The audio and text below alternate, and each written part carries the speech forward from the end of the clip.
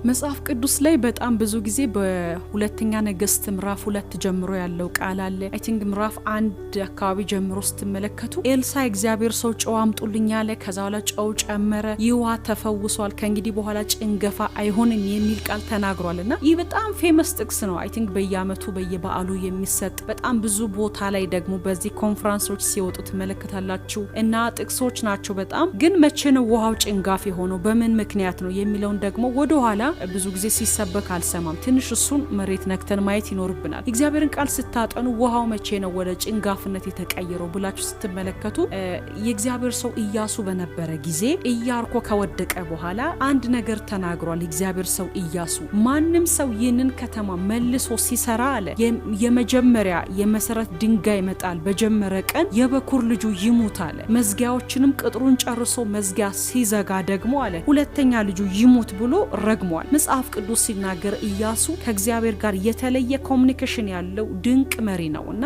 ስለ ገባኦን ላይ ፀሐይ ስለ በገባኦን ፀሐይ እንደቆመ ትመለከታላችሁ። እግዚአብሔር እንደዚያ ቀን የሰው ልጅን ቃል የሰማበት ቀን የለም። ይደንቃል። የታላቅ እግዚአብሔር የሰው ልጅን ቃል ሰምቶ ያከበረበት ቀን ነው። በያሻር መጽሐፍ ተጽፏል ይለናልና የማይደገሙ ትላልቅ ስራዎችን እግዚአብሔር በኢያሱ አማካይነት ሰርቷልና እየመራቸው አምጥቶ ወደ የርስታቸው ያስገባ ድንቅ መሪ ነው። ኦፍ ኮርስ እሱ ህይወት ላይ የተለያዩ መሪዎችን ባለመተካቱ 31 ነገስታቶችን ከገረሰሰ በኋላ የምታመልኩትን ምረጡ ብሎ ህዝቡን መረን ለቀቃቸው ብሎ አንዳንድ የመጽሐፍ ቅዱስ ምሁራኖች ይከራከራሉ። ያን ያህል ከእግዚአብሔር ጋር ትልልቅ ቪክትሪዎችን የቀመሰ ሰው እስራኤል የምትባለውን ሀገር 12ቱ ነገድ እየመራ መጥቶ አምላክ ምረጡ ብሎ እንዴት ምርጫ ይሰጣቸዋል? ያን የሚያክል እግዚአብሔርን ክብር የቀመሰ ሰው ብለው ኦፍ ኮርስ አንዳንዶቹ የሚያነሱ ጥያቄ ያለ ነገር ግን የማይካድና የተገለጠ ድንቅ ድሎችን ደግሞ የተጎናጸፈ አይተኬ ሆነ በጣም ድንቅ መሪ ነው ኢያሱ። ኦፍ ኮርስ ያልገረሰሳቸው ነገስታቶች አሉ፣ የገረሰሳቸው ደግሞ አሉ። እስራኤል ወደ የርስታቸው ገብተው ከተማቸውን በጽኑ በኃይል እንዲይዙ መርቷቸዋል እና በጣም ድንቅና ተአምራቶችን እግዚአብሔር በኢያሱ አማካይነት አድርጓል እና ያንንም ቃል ሰምቷል እግዚአብሔር። ፀሐይ በገባኦን ቆሟል። ይሄ ሆኖ ማያቅ ነገር ነው። እግዚአብሔር ተዋግቶለታል፣ በበረዶ ተዋግቶለታል። በጌታ በኢየሱስ ስም እግዚአብሔር ይዋጋላቸዋል። በእውነት ውስን በሆነው ማንነቱ ይህ መለኮት ጣልቃ ገባለት። እግዚአብሔር በመለኮት ጣልቃ ገብቶ ሲሰራ ታያላችሁ እና ቃሉን ሰማ። ማንም ሰው ተነስቶ ኢያሪኮን ዳግም ሲሰራት የበኩር ልጁ ይሙት፣ ቅጥር ሲጨርስ የመጨረሻ ልጁ ይሙት ብሎ ረግሟታል ኢያሱ እና አንዳንዴ በመንፈሳዊ ዓለም ፓተርን የተዘጉትን መንፈሳዊ ሰዎች ናቸው ያችን ፓተርን አይተው መክፈት የሚችሉት። ይሄ ማንም ሰው በዘፈቀድ በእውቀትና በተለያየ ልማድ ገብቶ በመንፈስ የተዘጉ ነገሮችን በእውቀት መክፈት አይቻልም። ስለዚህ ለብዙ አመት ውሃው ጭንጋፍ ነው እና በአክዓብ ዘመን ይላል መጽሐፍ ቅዱስ ሲናገር አንድ አክኤል የሚባል ሰው ተነስቶ የኢያሪኮን ግንብ እንደገና ሰራት። እናም ይላል መጽሐፍ ቅዱስ ሲናገር የመጀመሪያ ልጁ መሰረት ድንጋይ የጣለ ቀን ሞተበት። ሁለተኛ ቅጥር ዘግቶ ሲጨርስና በር ሲዘጋ ሁለተኛ ልጁ እንደሞተበት የእግዚአብሔር ቃል ይናገራል። በዛ ቦታ ምን ይላል ቃሉ? በእግዚአብሔር ሰው በኢያሱ አማካይነት የተነገረው የእግዚአብሔር ቃል ይፈጸም ዘንድ አክኤል ቅጥሩን በጨረሰ ቀን ሁለተኛ ልጁ እንደሞተ ቃሉ ይናገራል። እሱ ብቻ አይደለም። አሁን የኢያሪኮ ነዋሪዎች መጡና በጣም ብዙ ጊዜ ሰው አይደለችም ናት ይላሉ። ኦፍ ኮርስ እንደሆነች የእግዚአብሔር ቃል ይናገራል። ኢያሪኮ ላይ ውሃው ጭንጋፍ ነው፣ ገዳይ ነው። ለምን? በእግዚአብሔር ሰው አፍ ነው የተረገመው።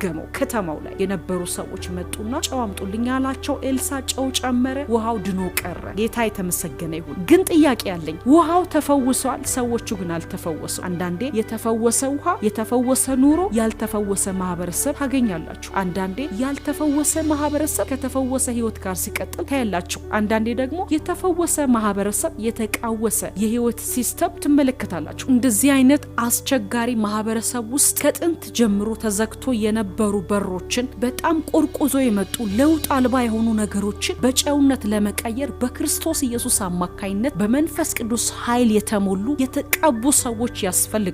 ክብር ለኢየሱስ ይሁን። ኤልሳ የእግዚአብሔር ሰው ከዘመናት በፊት ጭንጋፍ የነበረውን ገዳይ የሆነውን ውሃውን ከለሩን አይደለም ብዛቱን አይደለም ውስጥ ያለውን መርዝ ወደ መድኃኒትነት ወደሚጠጣበት አይነት ጤናማ ውሃ ሊቀይር የቻለው በእግዚአብሔር መንፈስ ተሞልቶ በተሰጠው ጸጋ ነው። በተሰጠው ላይ ባለ ያለው አኖይንት ነው ውሃው ከገዳይነት ወደሚጠጣ ጤናማ ውሃነት ሊቀይር የቻለው። ስለዚህ በዘመናት መካከል ትላልቅ ሰዎች ቢኖሩ፣ የተማሩ ቢኖሩ፣ የሰለጠኑ ቢኖሩ፣ የፈለገ ነገር ቢኖር የተቀቡ ሰዎች ግን ያስፈልጋል። የተቀቡ ሰዎችን እግዚአብሔር ያብዛል። ያ ማለት በእግዚአብሔር መንፈስ በእግዚአብሔር ክብር የተሞሉ በእግዚአብሔር ልጅ በኢየሱስ ክርስቶስ ያመኑ የዳኑ ሰዎች ደግሞ ወደዚህ እውነት እንዲመጡ መንገድ የሆኑ በክርስቶስ እውነት የሚመሩ ሰዎች፣ በእግዚአብሔር ቃል የተነኩ ሰዎች፣ መንፈስ ቅዱስ ያለባቸው ሰዎች ያስፈልጋሉ።